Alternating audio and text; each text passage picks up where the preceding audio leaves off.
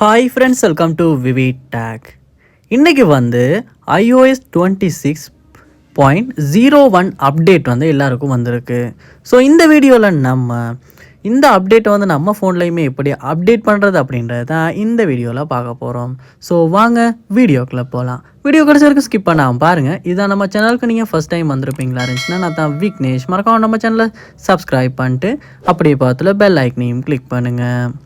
First ஸ்டெப்பாக நீங்கள் என்ன பண்ணுங்கன்னா உங்கள் ஐஃபோனில் செட்டிங்ஸ் உள்ள போங்க. செட்டிங்ஸில் போயிட்டு பாருங்கள். செட்டிங்ஸில் ஜென்ரல் அப்படின்ற ஆப்ஷன் ஒன்று இருக்கும், அதை வந்து கிளிக் பண்ணுங்கள்.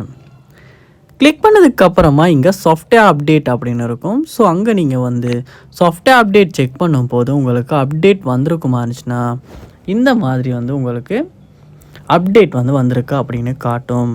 ஸோ நீங்கள் இப்போ என்ன பண்ணணும் அப்படின்னா இந்த இடத்துல அப்டேட் நவ் அப்படின்றத நீங்கள் கிளிக் பண்ணுவீங்களா இருந்துச்சுன்னா உங்களுக்கு வந்து அப்டேட் ஆக ஸ்டார்ட் ஆகிரும். அதாவது அப்டேட் ரிக்வஸ்டட் அப்படின்னு கொடுத்து உங்களுடைய இன்டர்நெட் ஸ்பீடுக்கு இப்போ வந்து அது வந்து டவுன்லோட் ஆகும். ஸோ டவுன்லோட் ஆகணுன்னா நம்ம இன்ஸ்டால் கொடுப்போமா இருந்துச்சுன்னா அப்போவே வந்து நம்மளுடைய மொபைல் வந்து iOS 26 அதில் 0.1 அப்படின்ற அப்டேட் வந்து அப்டேட் ஆகிரும். ஸோ இப்படி தான் நம்ம ஐஃபோனில் இந்த அப்டேட்டை நம்ம அப்டேட் பண்ணுறது.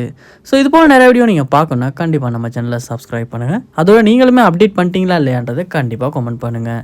தேங்க்யூ.